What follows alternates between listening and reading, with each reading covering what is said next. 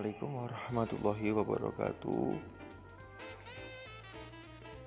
Langsung saja, saya perwakilan dari kelompok 1 ingin menjelaskan tentang sejarah pers yang ada di Indonesia sebelum kemerdekaan atau pramerdeka.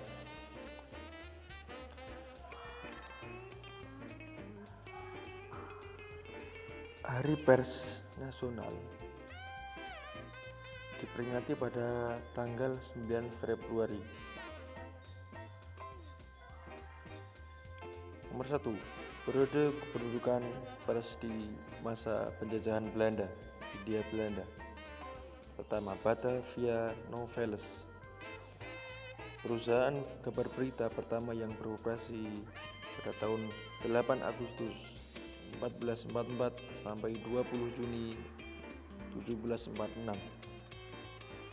Setelah itu berganti nama menjadi Batavia Colonial Congress yang beroperasi pada tanggal 15 Januari 1810 sampai 18 Januari 1811. Setelah itu berganti nama lagi menjadi Batavia Congress, kembali aktif pada 20 Agustus 1816 dan berganti nama lagi menjadi Javanese Congress pada tahun 1828 dan berganti lagi menjadi Bromartani pada tanggal 15 Januari hingga 1855. Surat kabar pertama pribumi yang muncul di Surakarta. Dan pada tahun 1856 surat kabar pertama yang berbahasa Melayu diterbitkan yang bernama Solompret Melaju. Lalu saja ke lembar berikutnya. Selanjutnya, perjalanan pers akhir abad 19 dan awal abad 20. Pada awal abad ke-19, tepatnya pada tahun 1885, terbit surat kabar yang bernama Retno Jumilah yang dipimpin oleh Dr. Wahidin Sudiroharsodo dan beserta kawan-kawannya. Pada awal abad 19 adalah awal dari comebacknya bangsa Indonesia dalam segi kejurnalistikan.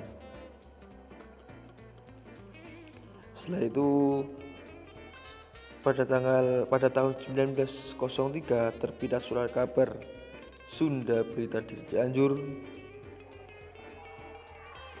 Setelah itu pada tahun 1907 sampai 1913 Medan Perinjaji adalah surat kabar yang diterbitkan di Medan. Dan pada tanggal 1917 Hindia Belanda mendirikan Algemeen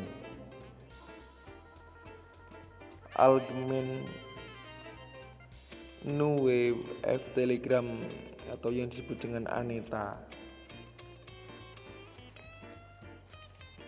Setelah itu pada pembuatan Aneta, Belanda juga membuat semacam perkumpulan pertama siaran radio yang berada di Indonesia yang bernama Batavius Radio Verenigd atau yang disebut dengan BRV. Kalau di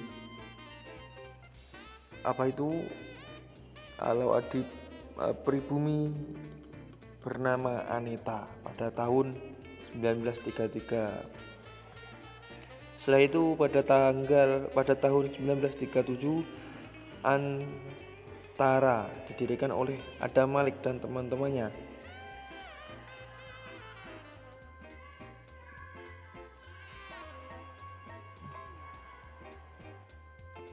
Dan tahun 1338 juga berdiri dinas terkait penerangan di Hindia Belanda bernama Rangers Publicus Aidis atau yang disebut dengan RPD yang berada di bawah Alkmansya. Lalu pada tahun 1939 Sultan Umar Ismail membuat film dengan latar belakang budaya Minangkabau berjudul Panggilan Darah. Poin kedua, masa pendudukan Jepang akan dijelaskan oleh Saudari Sally. Waktu dan tempat saya persilakan. Baik, di sini saya akan melanjutkan dari pemaparan pemateri pertama, yaitu pada masa penduduk Jepang di Indonesia.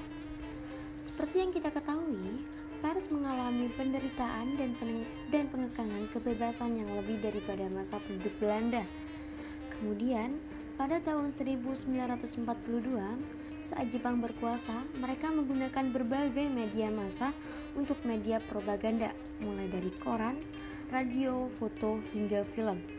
Surat kabar yang mendominasi pada saat itu adalah Asia Raya dan Jawa Shimbun. Sementara radio resmi Jepang saat itu bernama Domei. Saat itu radio menjadi salah satu media yang paling ampuh untuk menggugah rasa cinta para pribumi kepada tanah air. Setelah pembacaan proklamasi, salah satu karyawan pribumi radio Domei bernama Yusuf Ronodipuro secara sembunyi-sembunyi menyiarkan proklamasi. Kemudian, setelah mendapatkan kemerdekaan, pemerintah Indonesia pun mendirikan Radio Republik Indonesia yang disingkat RRI pada 11 September 1945 yang dipimpin oleh Abdurrahman Saleh. Awalnya sembunyi-sembunyi bikinnya di dekat kamar mayat RSCM. Alatnya pun hasil nyolong-nyolong, kata Rosita. Maka dari itu, setiap tanggal 11 September 1945 diperingati sebagai Hari Radio Nasional. Di tanggal yang sama itu juga diperingati sebagai Hari Kelahiran Radio Republik Indonesia yang disingkat RRI yang didirikan pada 11 September 1945.